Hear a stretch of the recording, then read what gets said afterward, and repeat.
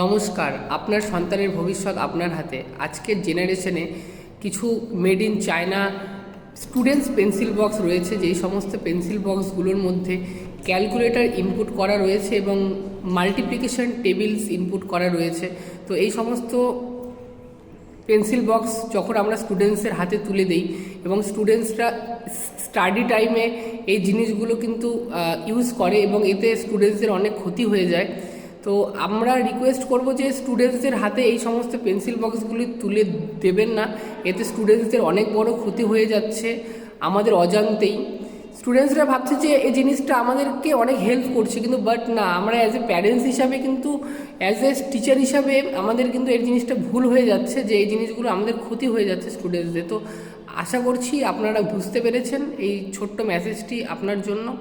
তো আমরা চাইবো যে এই জিনিসগুলোকে অ্যাভয়েড করার। Thank you.